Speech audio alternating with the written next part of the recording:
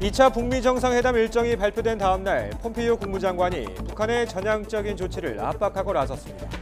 이번 회담은 진짜 기회라며 김정은 위원장이 비핵화 약속을 지킬 것으로 기대한다고 말했습니다. 2차 북미 회담을 앞두고 비건미 특별대표와 김혁철 전 대사가 평양에서 이틀째 실무 협상을 이어갑니다. 영변 우라늄 농축시설 비핵화와 평양 연락사무소 설치 등 상응 조치를 놓고 신경전이 치열할 것으로 보입니다. 설 민심을 놓고 여당은 김경수 지사 판결에 대한 비판 여론이 높다며 법관 탄핵을 주장한 반면 야당은 헌법 불복을 거론하며 청와대를 겨냥하는 등 상반된 주장을 펼쳤습니다. 2월 국회에서도 민생법안 처리가 무산될 우려가 커지고 있습니다. 자유한국당은 전당대회가 2차 북미 정상회담과 같은 날에 열리는 것과 관련해서 오늘 지도부 회의를 열어 연기 여부를 논의합니다. 오세훈 전 서울시장은 오늘 기자회견을 열고 전당대회 출마를 공식 선언합니다. 경찰이 조재범 전 코치의 성폭행 혐의를 확인하고 오늘 기소 의견으로 사건을 검찰에 송치합니다. 조 코치는 태릉선수촌과 빙상장 등 7곳에서 심석희 선수를 성폭행한 것으로 조사됐습니다. 오늘 아침 전국 곳곳에 비나 눈이 오고 있습니다. 눈비가 그친 뒤에는 찬바람이 강하게 불며 추워지겠고 내일 아침에는 서울 기온이 영하 10도까지 떨어지는 등 한파가 찾아오겠습니다.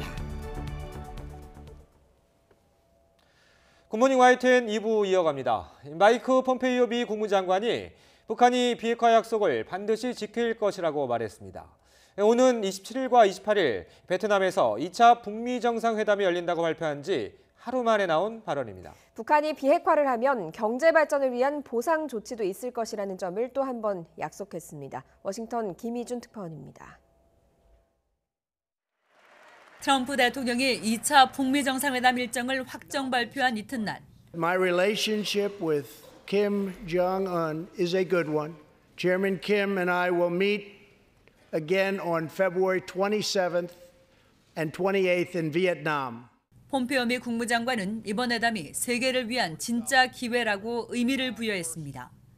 그러면서 김정은 위원장이 북한을 비핵화하겠다는 약속을 지킬 것으로 매우 기대한다고 말했습니다. 김 위원장이 북한의 진로 변화와 경제 발전 필요성을 직접 언급했다며 비핵화 의지에 힘을 실어줬습니다. 그런 만큼 북한의 비핵화 가능성을 믿는다면서 미 조야의 회의론을 거듭 일축했습니다. 또 북한이 비핵화를 이행하면 밝은 미래를 위한 약속을 지키겠다고 강조했습니다. 반드시 상응 조치가 따를 것임을 재확인한 겁니다. 폼페이오 장관은 비핵화가 북한 주민에게도 미국민의 안전에도 최상의 이익이 된다며 베트남 정상회담에서 이를 진전시킬 것이라고 덧붙였습니다. 북미 실무 접촉을 위한 비건 대북정책 특별대표의 방북에 대해서는 2차 정상회담의 기초공사를 위한 팀이 평양에 파견된 것이라고 설명했습니다. 북미 모두 2차 정상회담의 가시적인 성과가 절실한 상황에서 미국은 북한의 진전된 비핵화 실행 조치를 끌어내려 압박 카드와 당근을 잇따라 내놓고 있습니다. 워싱턴에서 YTN 김희준입니다. 오늘 평양에서는 비건미 대북정책특별대표와 김혁철 전 대사가 이틀째 실무협상을 이어갑니다. 북한의 구체적인 비핵화 조치와 미국의 상응 조치를 합의문에 담기 위해서 신경전이 팽팽한 것으로 전해집니다. 강정규 기자입니다. 북한과의 막판 실무 협상을 위해 평양으로 날아간 스티븐 비건 미국 대북정책 특별대표. 이미 하루를 넘긴 협상은 최종 합의문 조율을 위한 끝장談판으로 이어질 전망입니다. 안방에서 원정팀을 맞이한 건 북한 외교당국이 전략통으로 키워온 김혁철 전 스페인 주재 북한 대사. 지난해 6.12 싱가포르 1차 회담을 계기로 등판했던 성김 최선희 라인에서 북미 모두 선수 교체를 이루었습니다. 북미 양측의 진검승부가 펼쳐지는 대목은 영변 핵시설 폐기와 같은 북한의 실질적인 비핵화 조치입니다. 그러나 지난 2007년 13합의에 따라 영변의 플루토늄 생산시설 3곳에 대한 불능화가 이미 진행된 적이 있기 때문에 이번엔 그보다 한 발 더 나아간 조치를 이끌어내야 하는 게 미국 협상팀의 임무입니다. 그동안 북한이 공식적으로 인정한 적 없는 고농축 우라늄 시설에 대한 동결과 불능화, 폐기로 이어지는 비핵화 과정을 이번 합의문에 담을 수 있느냐가 최대 쟁점으로 꼽힙니다. 이미 플루토늄 시설 3개를 불능화까지 갔었거든요. 그거보다는 범위가 더 넓어야 되니까 우라늄이 포함되는 사항이 시작점이 되는 것이고, 북측 협상팀은 이에 상응하는 조치로 평양 연락사무소나 한반도 평화체제 전환을 위한 합의체 설치 등을 받아내야 합니다. 이 밖에 김정은 위원장이 신년사에서 언급한 미군 전략무기의 한반도 반입 중단과 개성공단, 금강산 관광 재개 등의 대북 제재 완화 문제도 협상 테이블에 오를 것으로 보입니다. YTN 강정규입니다. 트럼프 대통령의 새 국정연설을 보면 북한에 대한 태도와 발언이 1년 사이 확연하게 달라졌습니다. 미 본토에 대한 위협적인 존재로 비판했던 북한을 긍정적으로 표현하면서 대북 외교 성과를 자신의 치적으로 내세우고 있습니다. 이교준 기자가 분석했습니다. No regime has oppressed its own citizens more totally or brutally than the cruel dictatorship in North Korea. 트럼프 대통령은 지난해 국정연설에서 북한 정권의 인권 탄압을 집중 부각하며 날선 비판을 쏟아냈습니다. 하지만 올해 국정연설은 북한의 인권 문제도 거론하지 않고 어조도 180도 달라졌습니다. 2차 북미 정상회담 일정을 밝히며 김정은 국무위원장과의 우호적 관계를 과시한 점이 무엇보다 큰 변화입니다. 북한의 핵과 미사일 관련 발언도 대조를 이룹니다. North Korea's reckless pursuit of nuclear missiles could very soon threaten our homeland. Our hostages have come home. Nuclear testing has stopped. And there has not been a missile launch in more than 15 months. 북한의 위협과 대북 압박 정책을 강조하지 않고 오히려 대북 외교 성과를 내세운 것입니다. 정치적으로 북한 비핵화를 자신의 외교 치적으로 삼겠다는 의지로 보입니다. 북한 관련 언급이 지난해에 비해 5분의 1 수준으로 줄어든 점에서 엿볼 수 있듯이 트럼프 대통령은 말을 아끼면서 이달 말 북미 회담 담판에 집중하는 분위기입니다. YTN 이교준입니다. 설 연휴 민심을 놓고 여야의 해석은 극명하게 엇갈렸습니다. 전국이 꽁꽁 얼어붙은 데다 다음 주 국회의장과 여야 대표들이 미국을 방문할 예정이어서 산적한 현안 처리가 2월을 넘길 것으로 보입니다. 김영수 기자가 보도합니다. 설 연휴 마지막 날 열린 더불어민주당의 기자간담회. 연휴 동안 민심을 들은 민주당 의원들은 김경수 지사 판결에 대한 비판 여론이 높다며 사법개혁을 위해 이른바 적폐법관 탄핵에 속도를 내겠다고 강조했습니다. 특히 일부 야당 의원들이 이번 판결을 악용해 이른바 대선 불복 주장을 펴고 있다며 거듭 비판했습니다. 대선 불복을 들고 나오는 자유한국당 또 일부 바른미래당의 일부 정치인 이런 사람들에 대한 이 분노 이런 것들이 함께 있었다 이런 말씀을 드리고 싶습니다. 한국당은 외환위기 때보다 경제가 어렵다는 게 설 민심이라며 대통령의 임기가 언제까지냐는 말까지 나온다고 날선 비판을 쏟아냈습니다.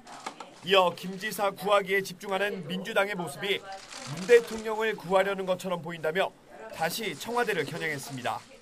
재판 불복을 넘어선 헌법 불복적인 이런 행위를 중단해 줄 것을 다시 한번 촉구합니다.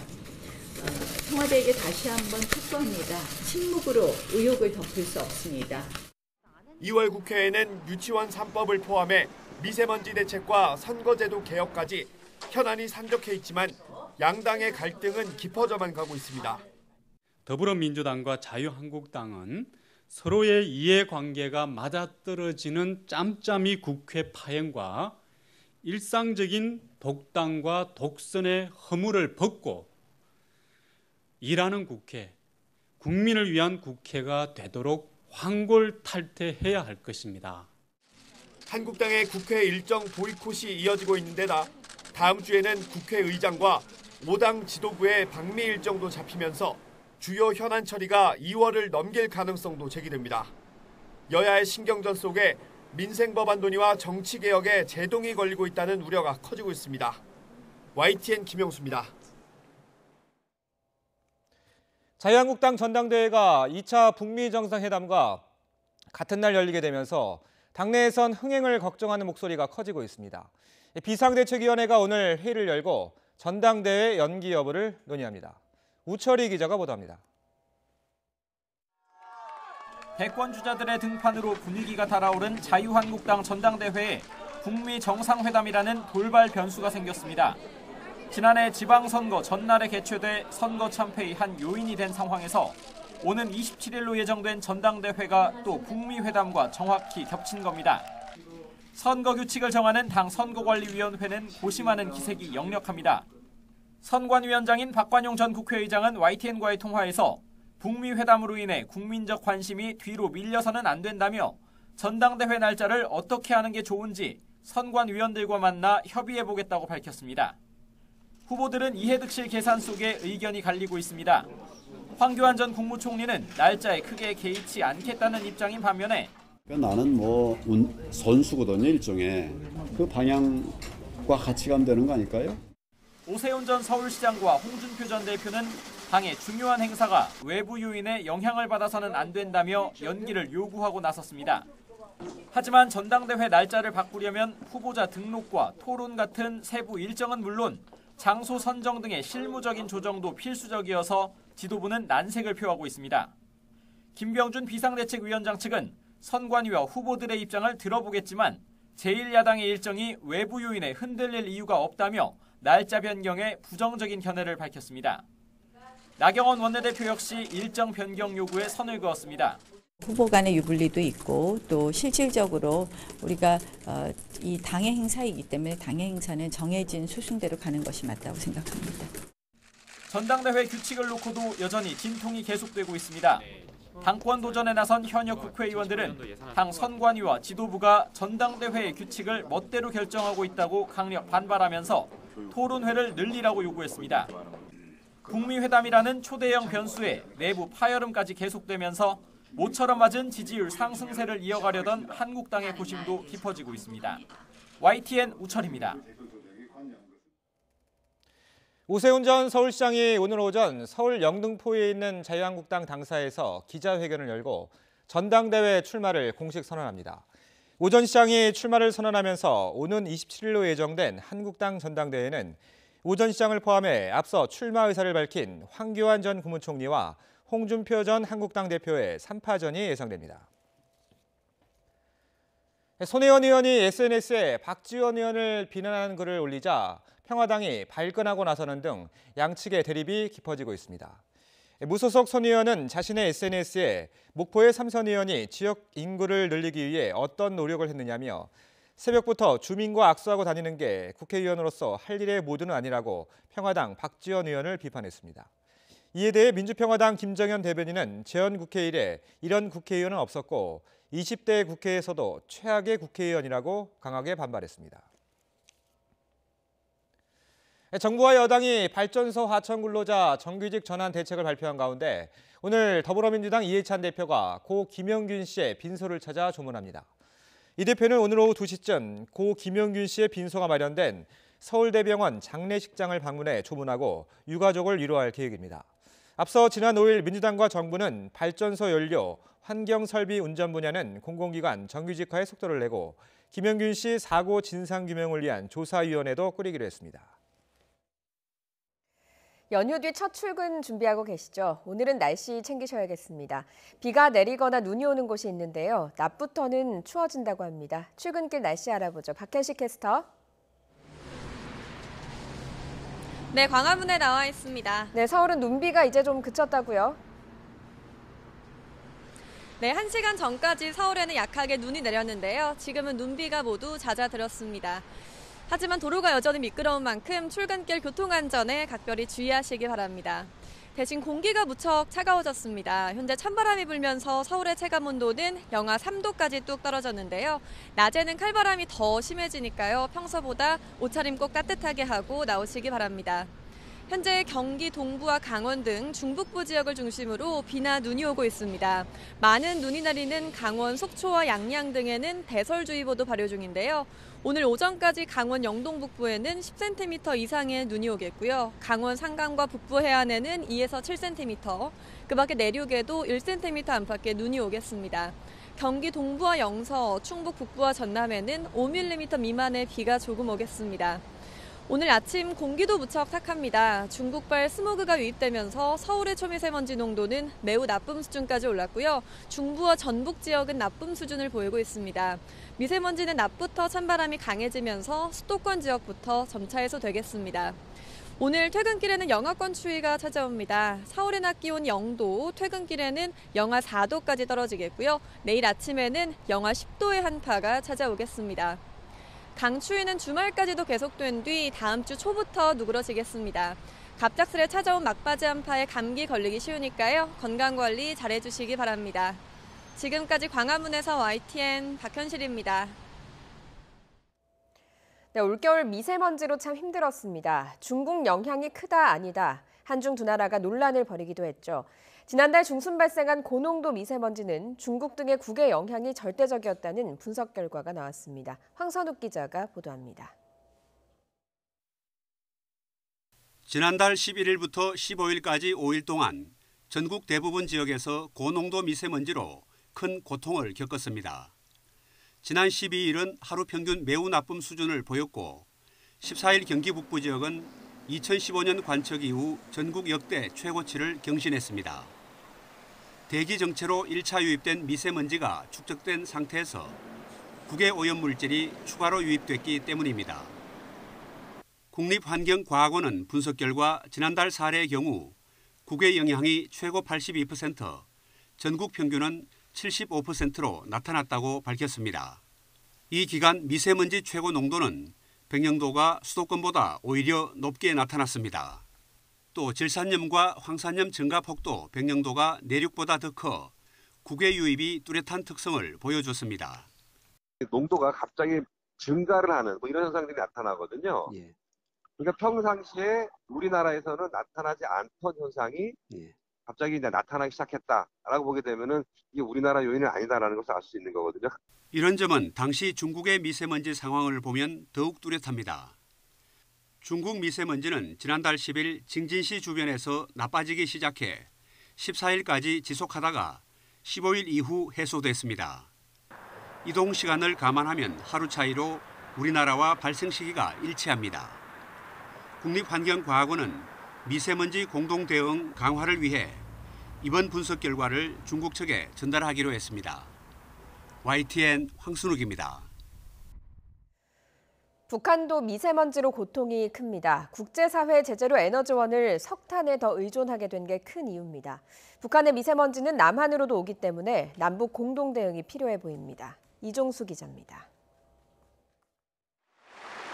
북한 김정은 위원장은 올해 신년사를 통해 세계적으로 감축해 나가는 석탄의 생산 증가를 독려했습니다. 석탄 공업은 자립경제 발전의 척후전선입니다. 석탄이 꽝꽝 나와야 긴장한 전력 문제도 풀 수 있고 금속 공업을 비롯한 인민경제 여러 부분의 연료, 동력 수요를 충족시킬 수 있습니다. 이에 따라 북한 국영 조선중앙TV도 북한 전력 생산량의 절반 가까이 차지하는 석탄의 생산성 향상을 재촉하는 다양한 프로그램을 방송하고 있습니다. 하지만 문제는 이미 심각해질 대로 심각해진 북한 대기질 오염이 더 악화하는 것입니다. 2017년 세계보건기구 WHO 보고서에 따르면 북한의 환경과 생활공기 오염에 따른 사망자 수는 10만 명당 238명꼴로 세계에서 가장 높은 것으로 조사됐습니다. 오염물질 제거하는 장치가 거의 없거든요. 그렇기 때문에 효율이 나쁘니까 이산화탄소 같은 물질도 더 많이 나올 거고 그다음에 대기오염물질, 황산화물이나 질소산화물이나 먼지도 훨씬 많이 나올 겁니다. 북한 방송에서도 요즘 미세먼지에 대한 주의를 당부하는 일기예보를 보게 됩니다. 그리고 내일까지 소이안 지역에서 대기 중에 미세먼지 농도가 높을 것이 예견됩니다.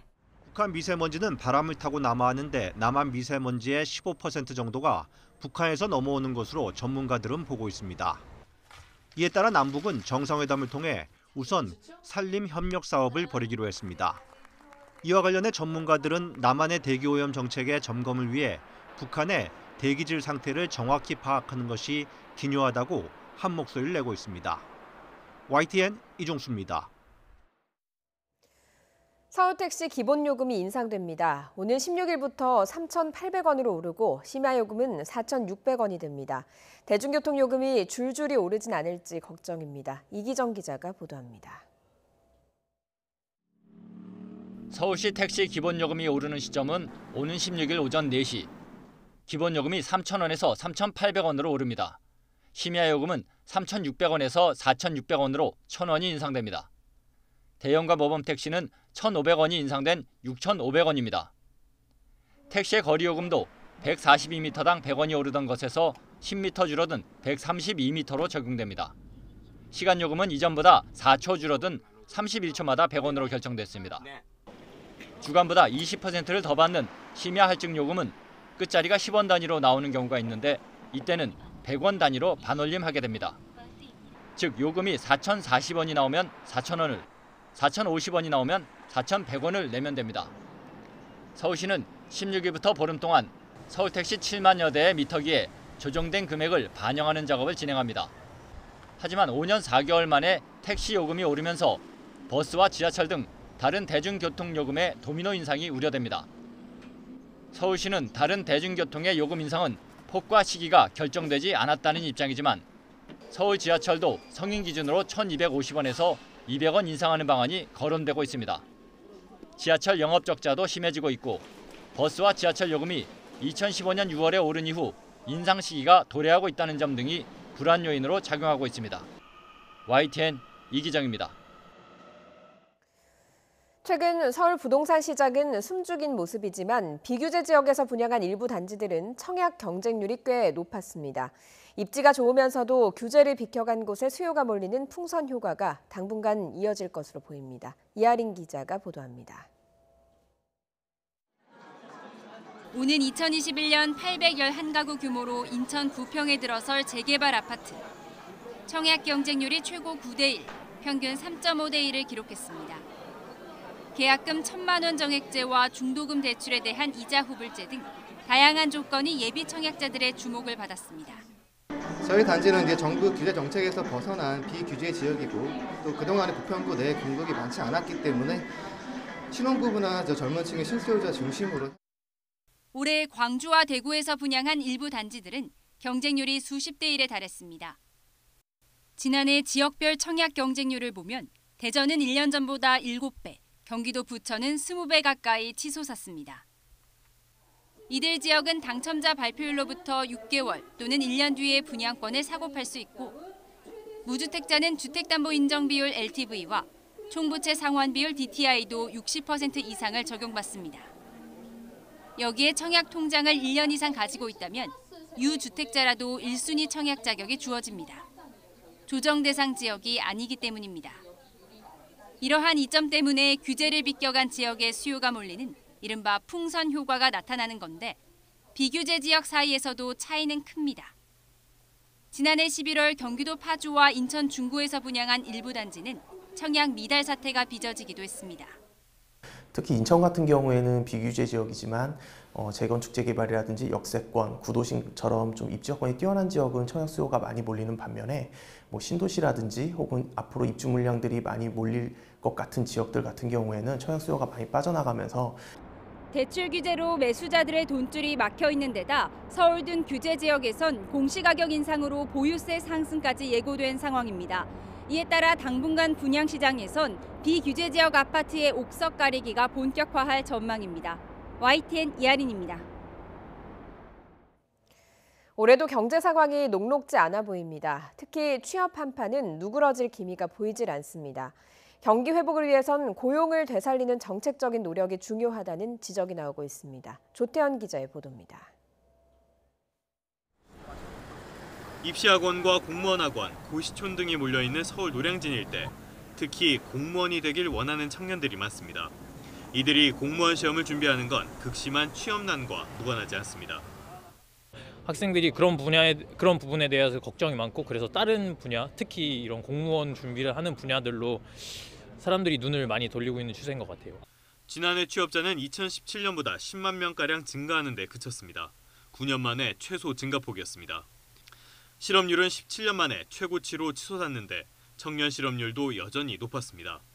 특히 체감 실업률인 청년 확장 실업률은 지난 2015년 통계 작성 이후 최고를 기록했습니다. 문제는 고용 사정이 좀처럼 개선될 기미를 보이지 않는다는 점입니다. 한국은행은 지난해에 이어 올해와 내년에도 취업자 수 증가폭이 20만 명을 밑돌 것으로 내다봤습니다. 경기 회복을 위해선 고용 개선이 무엇보다 시급하다는 지적이 나오는 이유입니다. 우리 성장과 관련해서 좀 국민들이 피부에 와닿게 체감 경기를 높일 수 있는 가장 중요한 것은 저는 뭐니 해도 고용으로 보고 있습니다.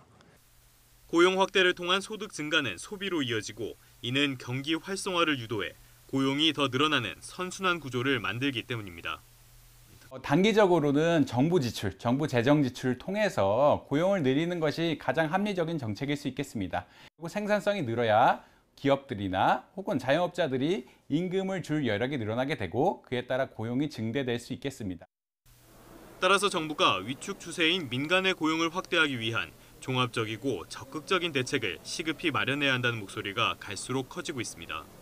YTN 조태현입니다. 조재범 전 쇼트트랙 국가대표 코치의 성폭행 혐의를 수사한 경찰이 오늘 조 전 코치를 기소 의견을 달아 검찰에 송치합니다. 경찰은 조 전 코치가 빙상장 등 7곳에서 심석희 선수를 성폭행했다고 결론 내렸습니다. 고한석 기자가 보도합니다. 경찰 수사 결과 조재범 전 코치의 성폭행은 심석희 선수가 고등학교 2학년이었던 2014년부터 시작됐습니다.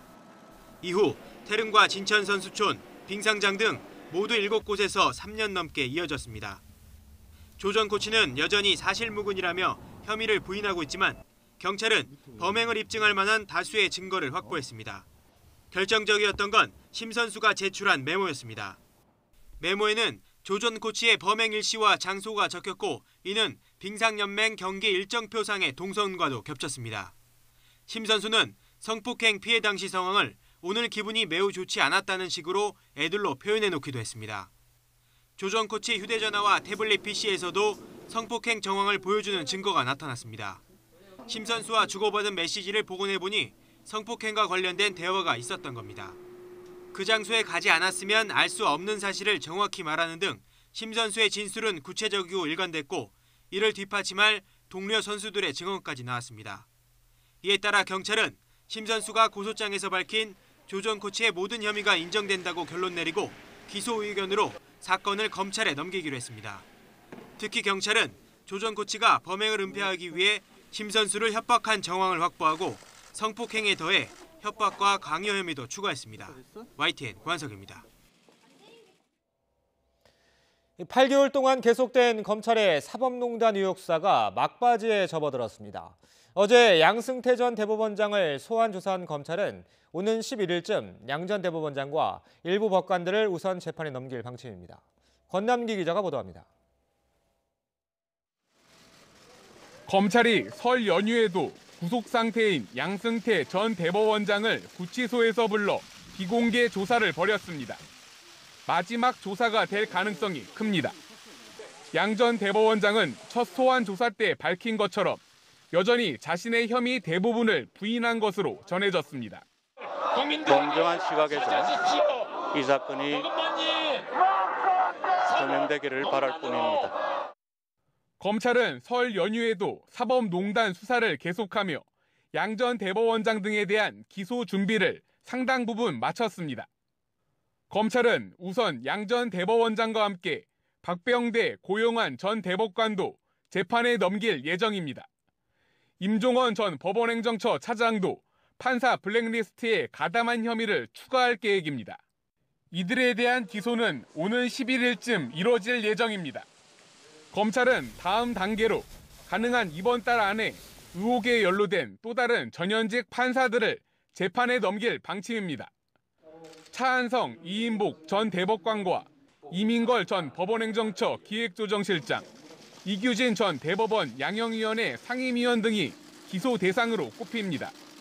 이후엔 재판 거래와 청탁 의혹 등으로 이름이 오른 박근혜 청와대 인사들과 전현직 국회의원들의 기소 여부가 결정됩니다. 사실상 사법농단 의혹 수사의 마무리 절차로 검찰은 이미 상당 부분 조사를 마친 만큼 관련자들에 대한 소환 조사보단 법리 검토에 집중할 것으로 보입니다. YTN 권난기입니다. 어젯밤 9시쯤 강원도 강릉시 견서동에 있는 강릉항 요트 계류장에서 60대로 보이는 남성이 의식과 호흡을 잃은 채 발견됐습니다. 해경과 119 구조대가 출동해 물에 빠진 남성을 구조한 뒤 심폐소생술을 하며 병원으로 옮겼지만 끝내 숨졌습니다. 해경은 60대로 추정되는 남성의 신원 파악과 함께 물에 빠진 경위를 조사하고 있습니다. 어제 오후 4시 반쯤 서울 연지동에 있는 전선 제조업체의 창고에서 불이 나 1시간 만에 꺼졌습니다. 이 불로 71살 남성 A씨가 다쳐 병원으로 옮겨졌지만 숨졌습니다. 경찰과 소방당국은 정확한 화재 원인을 조사하고 있습니다. 서울의 한 여인숙에서 불이 나 투숙객 2명이 병원으로 이송됐습니다. 어제 오후 3시쯤 서울 신대방동의 2층짜리 건물 2층 여인숙에서 불이 나 투숙객 2명이 화상 등을 입고 병원으로 옮겨졌습니다. 이 가운데 한 명은 아직 의식을 회복하지 못하는 것으로 알려졌습니다. 지난 2011년 정부가 재벌의 일감 몰아주기 편법 증여를 근절하겠다며 규제를 만들었습니다. 그런데 상품이라는 단어 하나가 갑자기 끼어들면서 오히려 재벌 부담이 줄었습니다. 특히 현대차그룹 정의선 부회장은 수백억 원의 증여세를 줄일 수 있었습니다. 최민기 기자의 단독 보도입니다. 지난 2011년 정부는 재벌가의 편법 증여를 차단하겠다며 증여세법을 손질했습니다. 그룹의 비상장사를 싼 값에 자녀들에게 물려준 뒤 일감을 몰아주는 일이 재벌가 내의 관행처럼 성행했기 때문입니다. 개정된 법에 따라 친족회사나 그룹 계열사 등 특수관계 법인과의 내부거래 비율이 전체 매출의 30%를 넘으면 증여세가 부과되기 시작했습니다. 그런데 그 뒤로 과세 인원이나 금액이 오히려 큰 폭으로 감소하면서 줄곧 실효성 논란에 시달렸습니다. 그 이유 가운데 하나는 기획재정부가 시행령 안에 뒤늦게 끼워 넣은 단어 때문이었습니다. 당시 기재부는 수출을 장려한다는 명분으로 수출 목적으로 해외 법인과 거래한 매출액은 일감 몰아주기 과세 대상에서 빼주기로 했습니다. 처음 입법 예고안 안에는 과세 대상 매출 범위에 제품만 포함됐지만 나중에 확정된 안에서는 느닷없이 제품이 아닌 상품까지 추가된 겁니다. 세법에서 제품에 대한 규정이 있다면 제조업을 지원하기 위한 거고요. 상품에 대한 규정이 있다면 이것은 제조업과 관계없이 도소매업이나 유통업을 의미하기 때문에 이 작은 변화로 현대가는 막대한 혜택을 입습니다.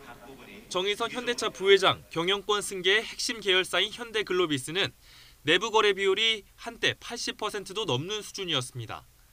그러나 글로비스는 제조회사가 아닌 유통물류회사, 제품이 아닌 상품 거래까지 인정되는 문구로 정 부회장은 막대한 증여세를 피해갈 수 있게 됐습니다. YTN이 입수한 국세청 자료를 보면 2012년 당시 정 부회장이 내야 할 증여세는 238억 원 정도였지만 이 조항에 힘입어 무려 208억 원가량을 감면받았습니다. 글로비스의 해외 법인 거래가 늘면서 2014년 무렵부터는 아예 증여세를 내지 않은 것으로 확인됐습니다. 상품이란 단어가 포함되지 않았다면 그간 정 부회장이 냈어야 할 증여세는 무려 1,000억 원에 육박할 것으로 추산됩니다. 그렇다면 당시 상품이란 단어는 어떻게 추가됐을까? 기획재정부는 무책임한 답변을 내놓았습니다. 상품이나 제품이나 그게 그것이고 하나하나에 엄청난 의미를 부여하시고 있는 것 같은데요. 이제 거치다 보면요. 이거 상품 만들었네, 그러면 제품도 넣어야지 하면 넣을 수도 있는 거고, 그런 거지. 그 상품, 제품 그거는 특별한 의미가 있는 건 아니고, 처음에는 이런 정도 범위였는데 이런 정도 범위까지 확대했다. 그런 것도 내용이 전혀 없어요. 하지만 YTN 취재 결과 당시 재계를 대변하는 전국경제인연합회 전경련은 기획재정부의 입법 예고 이후 기재부를 찾아가 상품까지 포함해달라고 요청한 것으로 확인됐습니다. 그리고 전경련의 이런 요구는 얼마 안가 현실이 됐습니다. 일감 몰아주기를 막겠다고 법을 도입해놓고도 정작 담당 부처의 허술한 규제 설계 탓으로 재벌가 편법 증여에 되려 면죄부를 주었다는 비판을 피하기 어려워 보입니다. YTN 최민기입니다. 경제 관료들의 황당한 행정은 이뿐만이 아닙니다. 공정거래위원회는 매년 대기업의 내부 거래 비율을 발표하는데 아무런 근거 기준 없이 해외 매출액을 빼고 공시해왔던 것으로 확인됐습니다. 의문을 제기하자 관행이라는 대답이 돌아왔습니다. 이어서 차정윤 기자입니다. 기획재정부가 일감 몰아주기 규제를 만들면서 해외 특수법인과의 거래액을 빼준 이유는 수출입니다. 그런데 따져보면 증여세를 내는 주체는 법인, 즉 회사가 아닌 최대 주주인 총수 일가입니다. 원칙적으론 기업 수출이 위축될 이유가 없습니다. 게다가 수출 목적이라 하더라도 국내 계열사와의 매출은 과세 대상이 된다는 점에서 형평성 논란도 제기되고 있습니다. 해외 지사를 통해서 물류에 대한 매출을 어디에 잡느냐는 굉장히 기술적인 부분입니다. 이것이 수출과 또는 수입과 직접적인 관련성은 전혀 없다는 것입니다. 정부 관료들이 이런 것들을 디테일한 것들을 모른다면 너무 무능한 것이고요. 알고도 이런다면 이것은 공모이라고 생각됩니다. 그런데 엉뚱하게도 이렇게 논란이 많은 기준을 공정거래위원회가 그대로 이용하고 있었습니다. 공정위는 1년에 한 번 대기업 그룹의 내부 거래 비율을 발표하고 있는데 이는 재벌 정책의 기초가 되는 중요한 자료로 활용됩니다.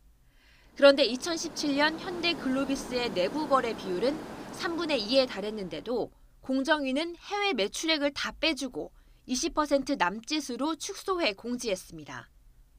이에 대해 공정위는 현대 글로비스가 해외 특수법인과의 거래가 많아 내부 거래 비율이 왜곡되는 점은 인정하면서도 기준을 바꿀 수는 없다고 해명했습니다. 그러면서 정책이 국내 시장을 대상으로 한 것이라며 예전부터 그렇게 해왔다고 강조했습니다. YTN이 확인한 결과 내부 거래 비율을 공시하면서 해외 매출을 빼주라는 명시적 근거는 어디에도 없습니다. 사실 지금 가장 심각한 문제점 중에 하나가 이제 일감 몰아주기와 관련된 논란입니다. 김상조 공정위원장은 팀이 날 때마다 재벌의 내부 거래에 엄포를 놓고 있지만 정작 재벌 봐주기로 보일 수 있는 잘못된 공시 기준부터 바로 잡아야 한다는 지적입니다. YTN 차종은입니다.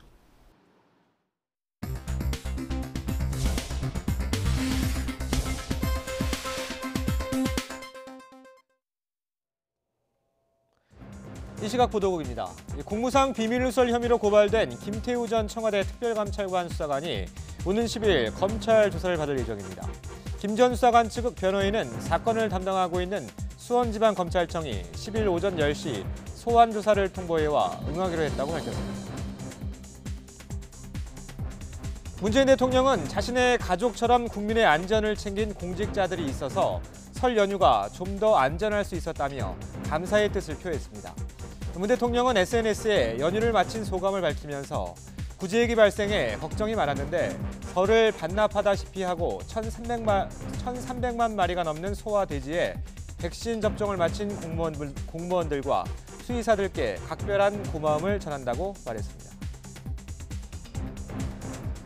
전국의 도축장 73곳에서 오늘 일제 소독이 시행됩니다. 농림축산식품부는 설 연휴 뒤 오늘부터 전국 도축장이 정상 운영됨에 따라 오늘을 전국 일제 소독의 날로 정하고 이같이 조치한다고 밝혔습니다. 필리핀으로 불법 수출됐다가 지난 3일 국내로 되돌아온 폐기물 쓰레기 일부가 오늘 개봉됩니다. 환경부와 평택세관은 오늘 오후 폐기물이 실린 컨테이너 가운데 한두 개를 열어 종류와 상태를 점검할 예정입니다. 고액 자산가들은 올해 투자 유망 자산으로 해외 채권을 가장 많이 선호한다는 조사 결과가 나왔습니다. 삼성증권이 1억 원 이상 자산을 보유한 고객 1,000여 명을 대상으로 설문조사를 진행한 결과 응답자의 40%가 올해 투자 유망 자산으로 해외 채권을 뽑았다고 밝혔습니다. 그 다음으로는 미국 주식과 원자재, 신흥시장 주식, 국내 주식 등의 순이었습니다. 이 시각 보도국이었습니다. 지난해 사상자까지 낸 백성역 온수관 파열 사고 기억하시죠? 이렇게 파손될 우려가 있는 온수관이 전국 443곳에 묻혀 있는 것으로 조사됐습니다. 김태민 기자의 보도입니다.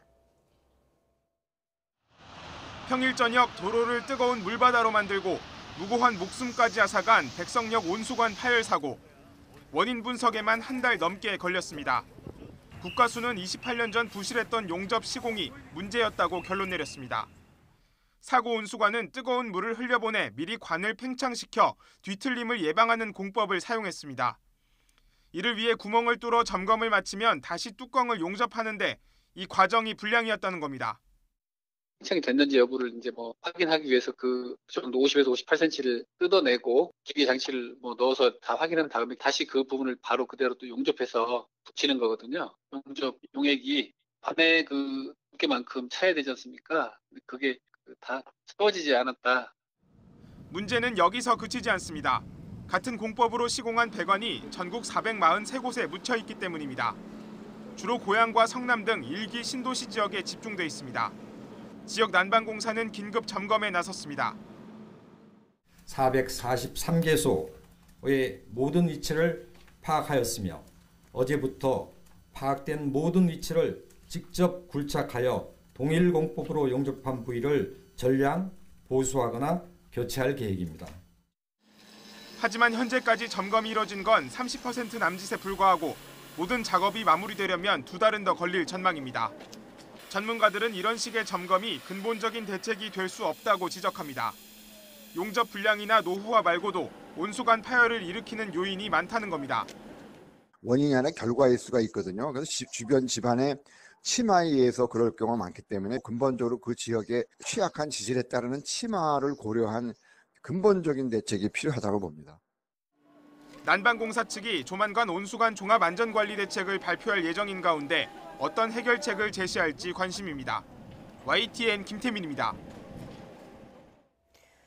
존엄사법으로 불리는 연명의료 결정법이 시행된 지 1년이 됐습니다. 그간 3만 5천 명이 넘는 환자가 연명의료를 유보하거나 중단했습니다. 한영규 기자입니다. 연명의료 결정에 관한 법률은 지난해 2월 4일 시행돼 1년이 지났습니다. 그동안 연명의료를 유보하거나 중단한 환자가 3만 5천 명을 넘었습니다. 환자 가족 전원이 합의하거나 환자 가족 2명 이상의 일치된 진술로 연명의료를 중단한 경우가 대부분을 차지했습니다. 미리 사전 연명의료 의향서를 작성해 등록해둔 경우는 0.8%에 그쳤습니다. 연명의료는 치료 효과 없이 환자의 생명만을 연장하기 위해 시도하는 심폐소생술과 인공호흡기 부착, 혈액투석, 항암제 투여 등 4가지 의료 행위를 말합니다. 법 시행을 계기로 무의미한 연명보다 존엄하게 삶을 마무리하는 것으로 임종 문화가 바뀌고 있습니다.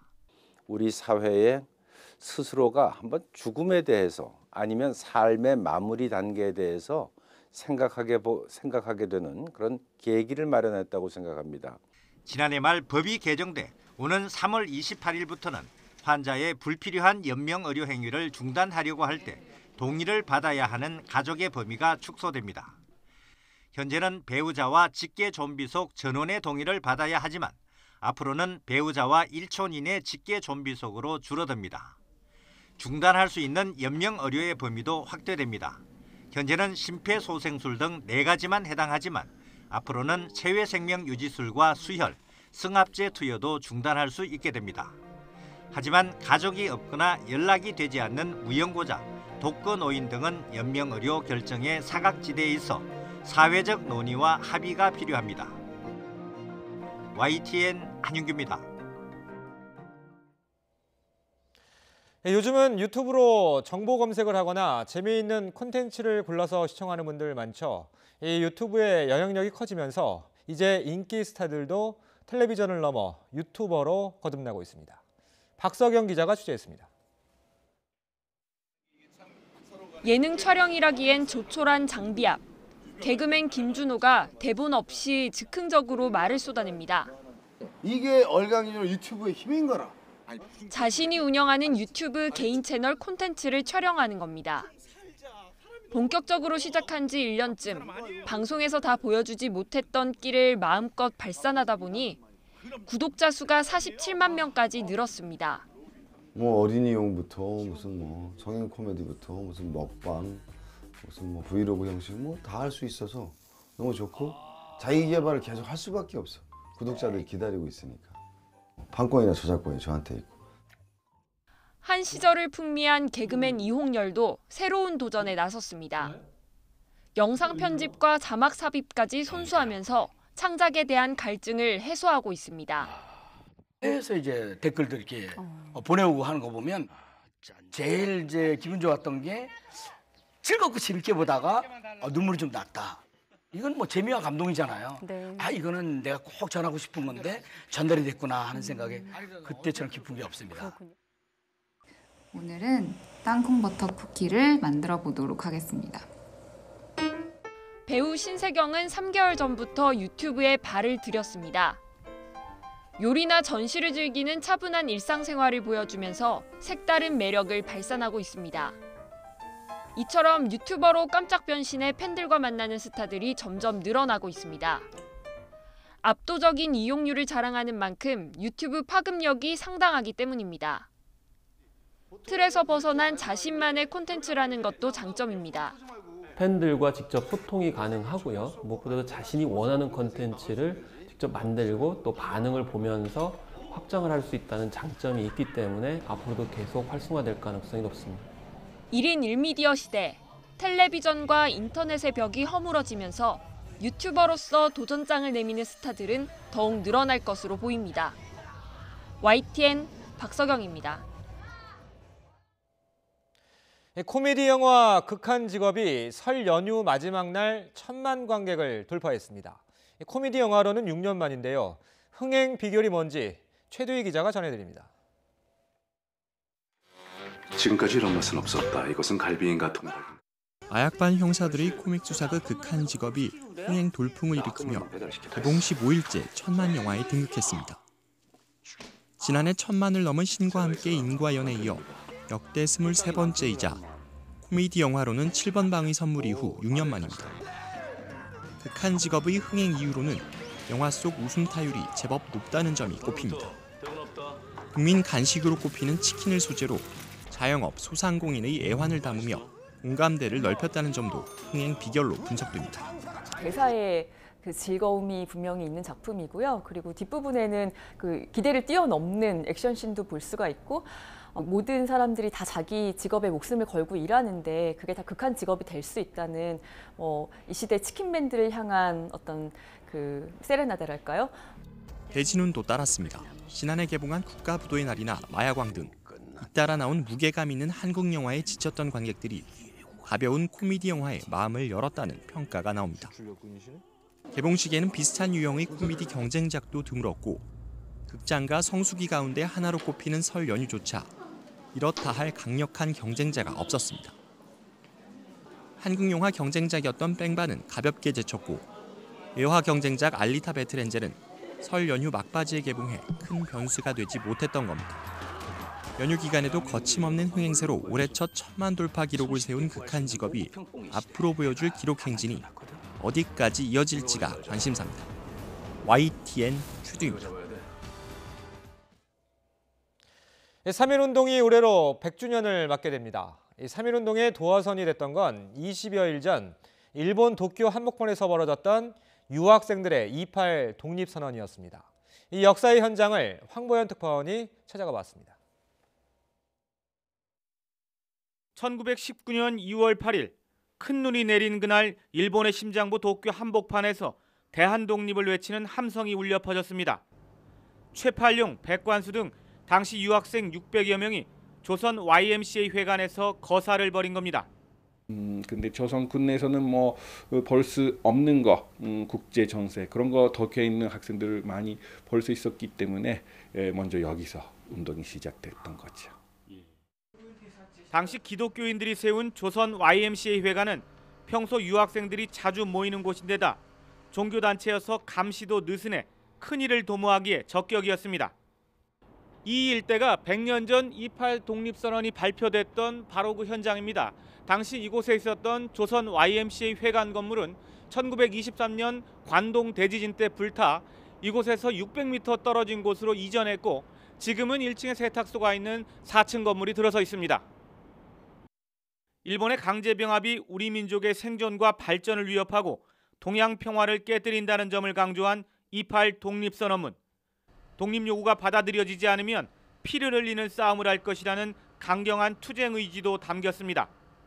이 선언문은 일본 국회는 물론 외국 대사관과 신문사로도 배달됐지만 주동자들은 대부분 현장에서 일본 경찰에 체포됐습니다. 하지만 유학생들의 투쟁은 멈추지 않았습니다.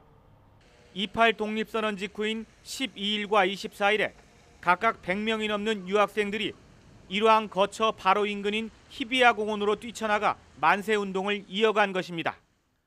그리고 이는 결국 같은 열망을 품은 조선인들에게 큰 영향을 미치며 3.1운동의 결정적인 도화선이 됐습니다.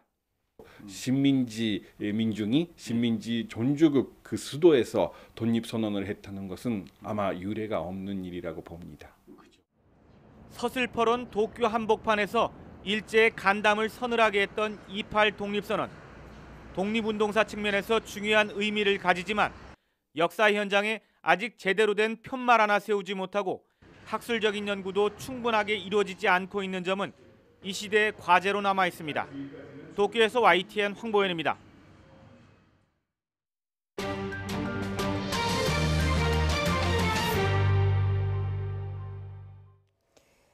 일본이 일본의 표기 문제를 우리나라와 협의하겠다고 했습니다. 국제수로기구의 요구를 받아들이기로 한 겁니다. 그런데 동해를 일본해와 함께 사용하자는 우리 측의 요구는 거부하기로 해서 이중적인 태도를 보이고 있습니다. 박희청 기자입니다. 일본 정부가 일본해를 단독으로 표기하고 있는 지도 제작 지침 개정에 대해 한국과 협의하라고 한 국제수로기구 요청에 응하기로 했다고 요미우리 신문이 보도했습니다. 이 신문은 일본 정부가 올 봄에 제3국에서 한국 정부와 비공식 협의를 갖기로 방침을 정했다고 전했습니다. 일본 정부는 애초 한일 양국 간 협의에 소극적이었습니다. 그러나 국제수로기구 3국이 이 문제를 협의할 것을 강력히 요구해 받아들인 것으로 전해졌습니다. 일본 정부는 그러면서도 동해를 일본해와 함께 병기하자는 한국 측의 요구에 대한 논의는 거부하기로 했습니다. 국제수로기구의 압력 때문에 어쩔 수 없이 협의에는 응하지만 문제의 핵심인 동해 병기하는 수용하지 않겠다는 의도입니다. 이와 관련해 스가 요시대 관방장관은 일본에는 국제적으로 확립된 유일한 호칭이라며 변경할 필요성도 근거도 없다고 말했습니다. 국제수로기구는 세계 각국 지도 제작에 지침이 되는 간행문을 출간해오고 있는데 일제 식민 시대인 1929년 초판에 동해를 일본해로 단독 표기한 뒤 현행판까지 일본해로 표기해왔습니다. 우리 정부는 동해 단독 표기 입장을 고수하면서 일본과 합의가 이루어질 때까지 동해와 일본해를 병기할 것을 주장하고 있습니다. YTN 박희천입니다. 영국 공영방송 BBC와 더 타임스 등 영국을 대표하는 주요 언론이 지난달 28일 별세한 일본군 위안부 피해자이자 여성 인권운동가였던 김복동 할머니의 일대기를 상세히 조명했습니다. BBC는 현지 시각 3일 김복동 한국의 위안부 제목의 부고 기사를 통해서 일본군 위안부로 연행됐던 만 14세 때부터 93세로 별세하기까지 김복동 할머니가 걸어온 삶의 궤적을 자세히 다뤘습니다. 일간 더타임스 역시 부고 기사를 통해 1926년 양산 한 농가의 넷째 딸로 태어난 김복동 할머니의 인생 역정과 2014년 방한한 프란치스코 교황을 만나 일본의 진정한 사과를 촉구해달라고 요청했다는 점을 전했습니다. 스티브 무누신 미국 재무장관은 자신이 다음 주 중국 베이징을 방문해서 고위급 무역 협상을 이어간다고 밝혔습니다. 무누신 장관은 현지 시각 6일 CNBC 방송과의 인터뷰에서 무역 협상 시한을 맞추기 위해 엄청난 노력을 기울이고 있다면서 광범위한 이슈를 아우르는 포괄적인 합의를 하기 위해 노력 중이라고 말했습니다. 노벨 평화상 수상자인 오르카스 아리아스 전 코스타리카 대통령이 성폭력 의혹에 휘말렸습니다. 아리아스 전 대통령은 지난 2014년 12월 1일 해군 측 활동가인 30대 여성을 자신의 집에서 성폭행하려 한 혐의로 최근 피소됐다고 현지 언론이 보도했습니다. 이 여성은 고소장에서 사회운동과 관련한 회의를 하기 위해 산호세에 있던 아리아스 전 대통령의 집에 방문했을 때 자신을 붙잡고 성폭행을 시도했다고 주장했습니다. 아리아스 전 대통령은 성명을 통해 자신은 어떤 여성의 의지를 무시하는 행동도 한 적이 없다며 법정에서 자신을 변호하겠다고 밝혔습니다.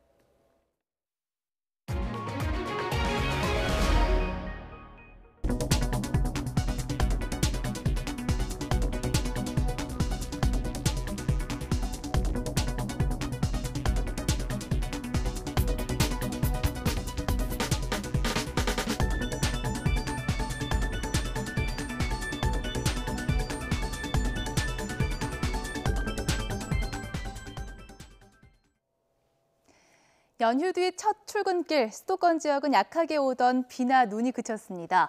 기상청 예보와 달리 적설이 기록되진 않아서 출근길 교통에 큰 불편은 없는데요. 지금은 비구름이 남동진하면서 강원과 충북 일부 지역에 비나 눈이 오고 있습니다. 영동 북부 지역에는 대설주의보도 내려져 있습니다. 오늘 오전까지 영동 북부에 10cm 이상이 오겠고요. 그 밖에 강원과 경기 동부, 충북 북부에는 1cm 안팎의 눈이 약간 더 쌓이는 곳이 있겠습니다. 비나 눈 소식에도 공기는 여전히 탁합니다. 스모그가 유입되며 현재 수도권과 충청 등 서쪽 지역의 초미세먼지 농도가 나쁨에서 매우 나쁨 단계까지 올라 있고요. 서울과 경기 북부, 충남과 부안에 초미세먼지 주의보도 내려져 있습니다. 낮부터 북극 한기가 내려오며 미세먼지는 해소되겠지만 날씨가 급격하게 추워지겠습니다. 현재 서울 기온은 영상 0.3도지만 낮 기온은 0도에 머물겠고요. 퇴근길에는 기온이 영하 5도, 내일 아침은 영하 10도까지 내려가면서 막바지 한파가 기승을 부리겠습니다. 자세한 지역별 낮 기온 보겠습니다. 서울 0도를 비롯해 청주 3도, 안동 7도, 대구 8도, 광주 7도로 중부를 중심으로 어제보다 10도가량 내려가겠습니다. 이번 주말까지는 예년 기온을 밑도는 강추위가 이어집니다. 이후 다음 주 초반에 기온이 점차 올라서 추위가 누그러질 것으로 보입니다. 날씨 정보였습니다. 굿모닝 화이트의 3부 잠시 후 8시에 이어집니다.